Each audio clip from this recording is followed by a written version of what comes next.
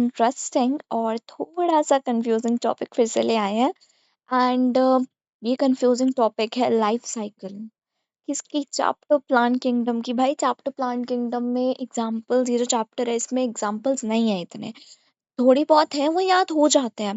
जैसे animal kingdom में सबसे ज़्यादा जो मुश्किल चीज़ लगती थी उसके एग्जाम्पल्स याद करना, बट उसको भी हमने आसान बना ही दिया है। I will share the link of the video that I have created on the examples of chapter animal kingdom. और हमने ऐसे याद करे हैं एग्जाम्पल्स कि हम कभी भूल ही नहीं सकते। सो डिस्क्रिप्शन में लिंक है, आप जाके वो देख सकते हो। अभी हम बात करते हैं अपने चैप्टर प्लांट किंगडम की। भाई जैसे एनिमल किंगडम में आपके एग्जाम्पल्स याद करना बहुत ज़्यादा डिफिकल्ट होता है। वैसे ही डिफिकल्ट तो नहीं, बट हाँ बहुत ज़्यादा कंफ्यूजिंग हो जाती है प्लांट किंगडम की लाइफ साइकिल्स। क्यों? क्योंकि मेरे को लगती थी, एंड आई होप, क्योंकि I was also in my 11th grade, तो मेरे को ये टॉपिक बहुत ज़्यादा कंफ्यूजिंग लगता था, क्योंकि 11th में ना कोई ऐसे टॉपिक्स है बायोलॉजी में जो कि बहुत ज़्यादा कंफ्यूजिंग है, this was one of the topic from them. और मेरे को ऐसा लगता था कि भाई लाइफ साइकिल्स में जनरेशन क्या होती है, कि एक प्लांट की बॉडी पार्ट होती है या उसके फेजेस होते हैं लाइफ के, और कौन सी डोमिनेंट होती है, क्यों होती है। मतलब जब भी मैं ये टॉपिक पढ़ती थी तो there were a lot of doubts, but इस एक वीडियो के बाद वो सारे डाउट्स जो है वो क्लियर हो जाएंगे। एंड आपको इस वीडियो के बाद for sure I am giving 100% guarantee कि किसी और वीडियो पे नहीं जाना पड़ेगा, या बार बार ये कंफ्यूजन में नहीं रहना पड़ेगा, और इस टॉपिक को हॉन्टिंग नहीं समझना होगा। ठीक है, so let's begin without wasting our single second.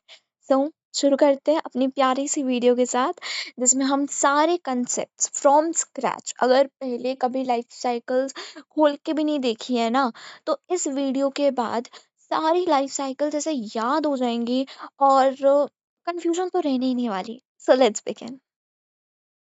तो देखो, सबसे पहली चीज कि हम प्लांट की लाइफ साइकिल तो पढ़ने जा रहे हैं, बट लाइफ साइकिल्स होती क्या है ना, what are the life cycles of a plant. पहले देखो, एक इंसान से शुरुआत करते हैं। हमारी लाइफ में क्या होता है, ह्यूमंस की लाइफ में क्या होता है कि हम पहले क्या थे, वी वो अ बेबी, है ना। हम छोटे थे, बेबी से अडल्ट बने, फिर मैरिज हुई, फिर आगे बेबी हुआ, फिर वो बेबी होगा, मतलब वो बेबी, फिर वो बेबी अडल्ट बनेगा, उसकी मैरिज होगी, फिर आगे बेबी, है ना। तो ये क्या है, हमारी लाइफ साइकिल है, लाइफ का एक पहिया है, साइकिल है जो कि कंटिन्यूअसली चलने वाला है ना। तो जो कि रिपीट होने वाला है। सिमिलरली प्लांट्स की भी एक लाइफ साइकिल होती है ना। अब देखो होता क्या है, but instead of one body, plants के पास क्या होती है, दो जनरेशंस होती हैं। अब इसका मतलब हम नहीं समझे, प्लांट्स के दो जनरेशन। हाँ देखो, दो जनरेशन का मतलब होता है दो डिस्टिंक्ट बॉडी पार्ट्स या स्टेजेस प्लांट्स की। ठीक है, और इसी को हम ऑल्टरनेशन ऑफ जनरेशन भी कहते हैं। एक प्लांट है, उसके पास आप एक तरीके से समझ लो कि अब सपोज जैसे हम बोल रहे हैं ना, बेबी से हम एडल्ट बने, तो अब सपोज एक ह्यूमन है, ठीक है, ह्यूमन की लाइफ में दो जनरेशन्स है, एक है बेबी वाला फेज, एक है एडल्ट वाला फेज। सिमिलरली एक जो प्लांट होता है ना, उसके पास भी, उसकी लाइफ में भी दो स्टेजेस होती हैं, है ना। एक होती है गेमेटोफाइट, और एक होती है आपकी स्पोरोफाइट। सिमिलरली जैसे ह्यूमंस के केस में थी, एक बेबी वाला फेज, एक एडल्ट वाला फेज। यहाँ पे दो जनरेशन्स होती है, ठीक है। एक होती है आपकी गेमेटोफाइट, एक होती है स्पोरोफाइट। अब कौन कुछ प्लांट्स में कोई कोई ऐसे प्लांट्स होते हैं जहां पर कि आपका गेमेटोफाइट डोमिनेंट होता है, कई प्लांट्स पे आपका स्पोरोफाइट डोमिनेंट होता है। अब वो कहाँ कहाँ होता है वो हम देखेंगे, बट इतना क्लियर है। अब एक एग्जांपल से हम इस चीज को और क्लियर करते हैं। तो देखो, अब इस चीज को हम एक एग्जांपल के थ्रू और क्लियरली समझते हैं। अब देखो होता क्या है, जैसे हम इस पूरे इमेज में देख सकते हैं, this is an example of fern, ठीक है, जो कि हमारा टेरिडोफाइट होता है। यहाँ पर हमें क्या दिखा रखा है कि सबसे पहले इस प्लांट की लाइफ साइकिल का जो पहला स्टेज है ना, वो क्या है, वो स्पोरोफाइट। अब देखो नाम ही बता रहे हैं, स्पोरोफाइट मतलब स्पोर जनरेटिंग स्टेज, है ना। तो यहाँ पर ये जो स्पोरोफाइट स्टेज है, ये मियोसिस के थ्रू, हमेशा जब भी स्पोर्स जनरेट होने हैं वो मियोसिस के थ्रू जनरेट होंगे। स्पोरोफाइट स्टेज जो होती है वो हमेशा डिप्लॉयड होती है, मतलब 2n वाली होती है, और वो मियोसिस से क्या करती है, स्पोर्स को जनरेट करती है। तो यहाँ पर सबसे पहले इस प्लांट की लाइफ साइकिल में, मतलब फर्न की लाइफ साइकिल में पहली स्टेज कौन सी थी, पहली स्टेज यहाँ पर आई स्पोरोफाइट। अब देखो एक चीज याद रखनी है कि ऐसा नहीं होता हर बार कि जैसे अब ह्यूमंस के केस में क्या है कि सबसे पहली जो हमारी स्टेज होती है लाइफ साइकिल की वो एक बेबी फेज है, उसके बाद एडल्ट फेज। बट प्लांट्स में ऐसा नहीं होता। प्लांट्स में दो लाइफ साइकिल की स्टेजेस हैं, है ना, एक है गेमेटोफाइट, एक है स्पोरोफाइट। बट कुछ प्लांट्स में ऐसा हो सकता है कि गेमेटोफाइट पहले हो फिर स्पोरोफाइट बाद में हो, है ना, या फिर स्पोरोफाइट पहले हो फिर गेमेटोफाइट बाद में हो, तो ऐसा हो सकता है। ठीक है, तो उससे रिलेट नहीं करना कि भाई स्पोरोफाइट हमेशा पहले होगा गेमेटोफाइट हमेशा पहले होगा, ऐसा कुछ नहीं होता। It depends on plants. और वो भी हम याद कर लेंगे कि कौन से प्लांट में कौन सी स्टेज डोमिनेंट होती है और क्यों होती है, उसका रीजन भी। बट अभी यहाँ पे कंसंट्रेट करते हैं। यहाँ पर हमारे पास क्या है, एक फर्न है। सबसे पहली जो हमें इसकी स्टेज देखने को मिल रही है वो क्या है, स्पोरोफाइट है। स्पोरोफाइट एक डिप्लॉयड स्टेज होती है जो कि स्पोर्स जनरेट करती है। यहाँ पर स्पोरोफाइट ने क्या किया, स्पोर्स को जनरेट करा। अब ये स्पोर्स में क्या हुई, जर्मिनेशन हुई। जर्मिनेशन से इन स्पोर्स ने गेमेटोफाइट स्टेज लेकर आए। प्लांट की कौन सी स्टेज, गेमेटोफाइट। अब फर्न्स के अंदर गेमेटोफाइट स्टेज जो होती है ये एक हार्ट शेप स्टेज होती है, जिसे हम क्या कहते हैं, प्रोथैलस कहते हैं। ठीक है, अब देखो गेमेटोफाइट, गेमेटोफाइट नाम से ही पता लग रहा है गेमेट, मतलब ये क्या रिलीज करने वाली है, ये गेमेट रिलीज करने वाली है। अब गेमेट क्या होते हैं आपके, gamete are the male gamete and female gamete, जैसे कि एक हमारे अंदर भी होते हैं ना। अब हमारे अंदर मेल्स रिलीज करते हैं male gamete sperm, female release करती है फीमेल गैमेट, यहाँ पर क्या, दैट इज ओवम एक्सेल। ठीक है, बट यहाँ पर क्या होगा कि जो प्रोथैलस आई है, अब देखो प्रोथैलस की जो स्टेज है, ये सिर्फ ये वाली जो गेमेटोफाइट स्टेज है, सिर्फ इसे प्रोथैलस आपके फॉर्म्स के केस में कहते हैं। हम ये सिर्फ एग्जांपल ले रहे हैं, ठीक है, इस चीज को समझने के लिए। तो यहाँ पर क्या होगा कि इसने क्या जनरेट करे, आपके गैमेट्स जनरेट करा। अब इसने स्पर्म और एग दोनों जनरेट करा है। ठीक है, अब ये गैमेट्स फर्टिलाइज होंगे, गैमेट्स की तो फर्टिलाइजेशन होती है, फर्टिलाइजेशन के बाद क्या बनता है, बेसिक चीज जायगोट बनता है ना। जायगोट फिर यंग स्पोरोफाइट बनाएगा, यंग स्पोरोफाइट से हमारा मेच्योर स्पोरोफाइट बन जाएगा, एंड द साइकिल कंटिन्यूज। हमने पहले ही देख लिया था लाइफ साइकिल हमेशा क्या होती है, कंटिन्यू होती है। यहाँ पर भी लाइफ साइकिल कंटिन्यू हो रही है। ठीक है, यहाँ पर भी देखो सेम चीज, अभी जितनी भी हमने समझी सेम चीज हमें यहाँ पर दे रखी है। If you want to screenshot this page और you want to make the notes, तो आप यहाँ से रेफर कर सकते हो। ठीक है, तो बिल्कुल एकदम सेम चीज है जो हमने अभी अभी देखी, बहुत ईजी है। ठीक है, हमेशा एक चीज याद रखनी है, sporophyte generation 2n, gametophyte n, क्योंकि गैमेट्स हमेशा क्या होते हैं, गैमेट्स हमेशा आपके हैप्लॉइड होते हैं। गैमेट्स मिलकर एक डिप्लॉइड जाइगोट बनाते हैं, पर जो स्पोर्स होते हैं वो हमेशा क्या होते हैं, आपके डिप्लॉइड होते हैं, मतलब वो हमेशा 2n होते हैं। ठीक है, so if you have any doubt, अगर आपको अभी भी कंफ्यूजन है आपके गेमेटोफाइट एंड स्पोरोफाइट में, यू कैन गो एंड पीछे जाओ वीडियो के और एक बार फिर से सुनो, शांति से बैठ के सोचो। और ये this is not rocket science, of course बहुत सिंपल है, आराम से समझ आ जाएगा। तो हम अब शुरू करते हैं एल्गी के साथ। अब देखो, अब इट इज नॉट ऑब्वियस कि एक प्लांट के लाइफ साइकिल में गेमेटोफाइट और स्पोरोफाइट स्टेज दोनों आए। ठीक है, एल्गी के केस में सिर्फ गेमेटोफाइट स्टेज होती है। ठीक है, अब यही गेमेटोफाइट स्टेज जो होती है ये गैमेट्स प्रोड्यूस करती है। ठीक है, अब इस गैमेटोफाइट स्टेज ने क्या करा, गैमेट्स प्रोड्यूस करे। गैमेट्स कैसे थे, हैप्लॉइड थे। इन हैप्लॉइड गैमेट्स ने फर्टिलाइज कर कर जाइगोट बनाया। अब यही जाइगोट जो होता है मियोसिस से स्पोर्स प्रोड्यूस कर देता है, और स्पोर्स जो होते हैं वो न्यू algae फॉर्म कर लेते हैं। इसका मतलब क्या हुआ कि, तो अगर क्या होता है कि अगर जो प्लांट का मेन पार्ट है, मतलब जो डोमिनेंट स्टेज है अगर प्लांट की, वो एक हैप्लॉइड स्टेज है। अब हैप्लॉइड स्टेज क्या होती है, हमारी गेमेटोफाइट। तो ऐसे प्लांट्स को, इस तरीके के प्लांट्स को हम हेप्लॉन्टिक कहते हैं। ठीक है, तो एल्गी इज हेप्लॉन्टिक। अगर पूछा जाए एल्गी हेप्लॉन्टिक क्यों है, तो हम बता सकते हैं क्यों है एल्गी हेप्लॉन्टिक। ठीक है, so now let's continue with our bryophytes. अब ब्रायोफाइट्स के बारे में पढ़ते हैं। अब आप देखते हो ना, रॉक्स के सरफेस पर ग्रीन मॉस आ जाती है ना। They are nothing but the bryophytes only. और वो ब्रायोफाइट्स का कौन सा स्टेज है? वो ब्रायोफाइट्स के गेमेटोफाइट स्टेज होती है। गेमेटोफाइट स्टेज का क्या काम होता है? गेमेट्स को प्रोड्यूस करना। अब यहाँ पर क्या होता है कि गेमेट्स प्रोड्यूस हुए। कैसे गेमेट्स प्रोड्यूस हुए? आपके हैप्लॉइड गेमेट्स प्रोड्यूस हुए। ये हैप्लॉइड गेमेट्स जो हमारे होंगे, इनमें क्या होगा? फर्टिलाइजेशन होगा। अब फर्टिलाइजेशन के बाद यहाँ पर एक स्मॉल स्टॉक क्रिएट होती है विद अ कैप्सूल। ठीक है, क्या क्रिएट होती है? एक small stalk with a capsule grows on a moss.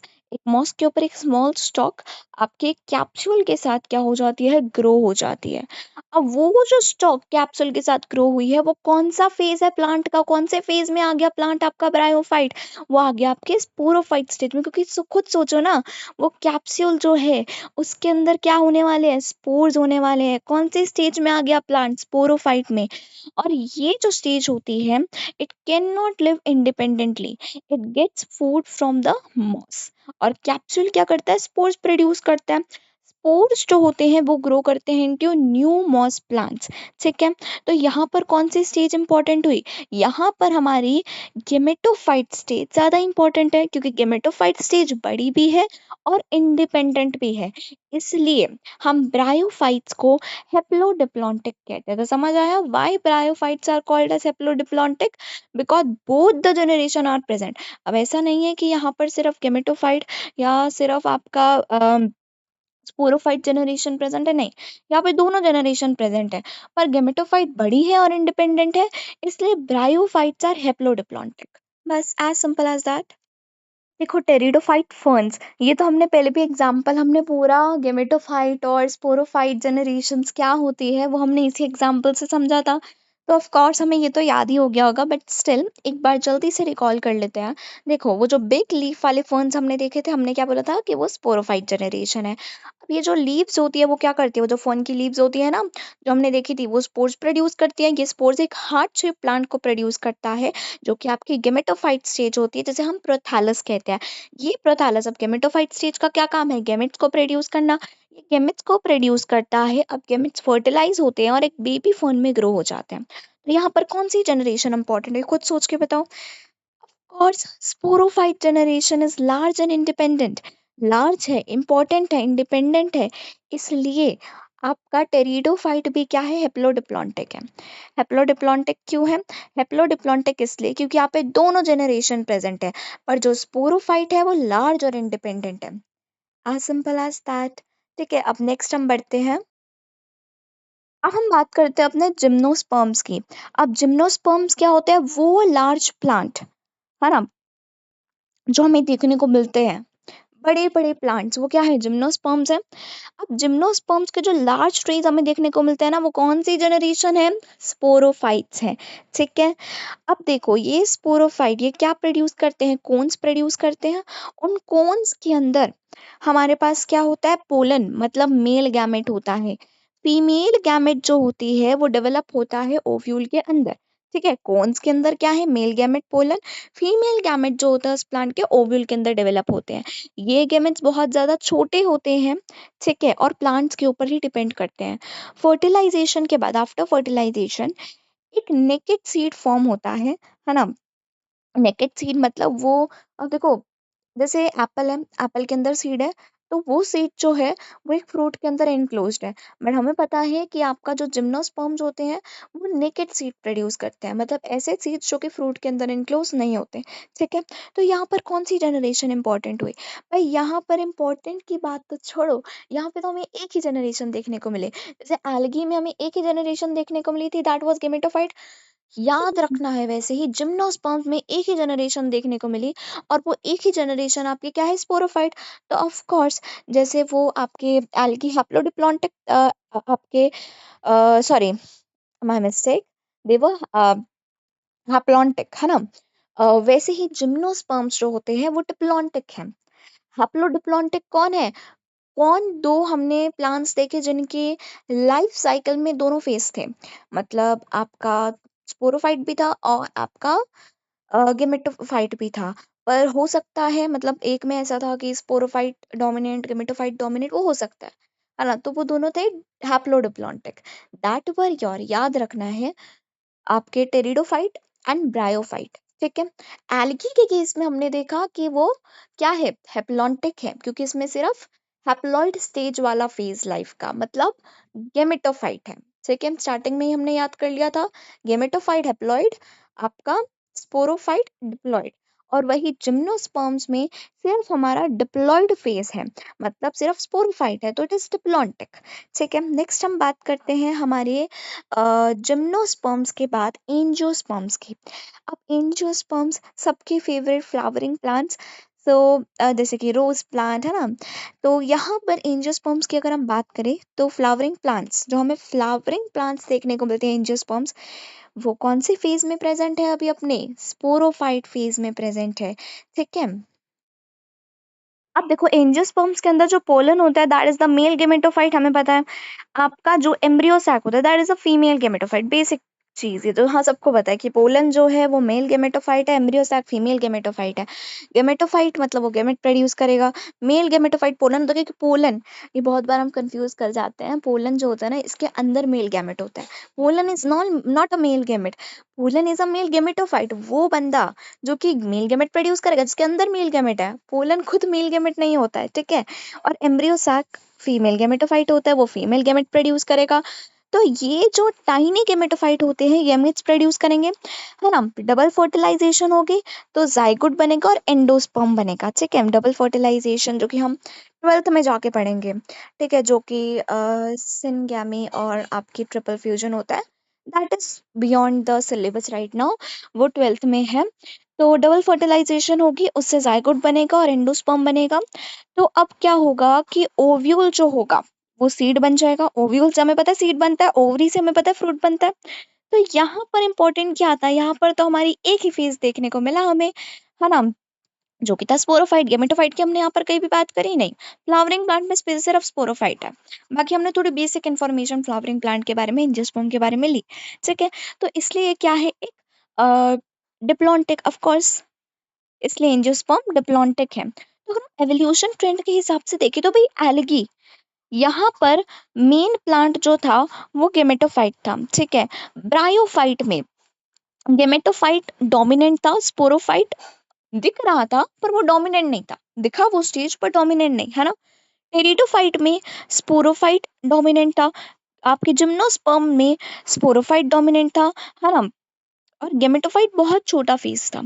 Angiosperms में क्या था कि आपका स्पोरोफाइट डोमिनेंट था, और gametophyte is even more reduced, और कम हो गया।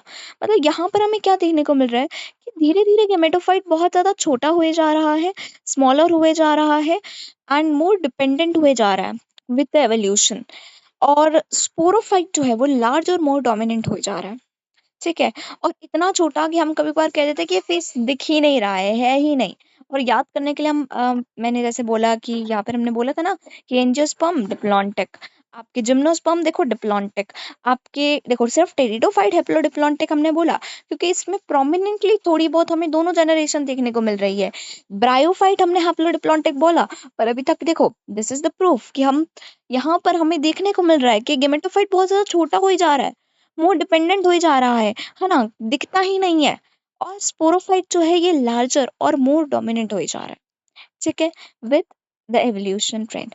और हमेशा तीन चीजें याद रखनी है ना, जो हम अभी तक बोलते आ रहे हैं। मियोसिस से हमेशा स्पोर्स बनते हैं, माइटोसिस से क्या होता है, प्लांट की बॉडी और गेमेट्स बनते हैं, और फर्टिलाइजेशन, पता है हमें फर्टिलाइजेशन में क्या होता है, गेमेट्स जो कि आपके हैप्लॉइड होते हैं वो एक डिप्लॉइड जाइगोट बनाते हैं। ठीक है, so at the end, the conclusion is this: that comment down your doubt and the next topic on which you want me to make the video. जो भी ऐसा टॉपिक है जो आपको लगता है कि डिफिकल्ट है, या फिर कंफ्यूजिंग है, डाउटफुल है, जो समझ नहीं आ रहा है एनसीईआरटी का, either it is of class 11th or of class 12th, it can be any, तो आप कमेंट कर सकते हो। एंड अगर ये वीडियो पसंद आई तो do like and share, and also subscribe my channel. Thanks for watching.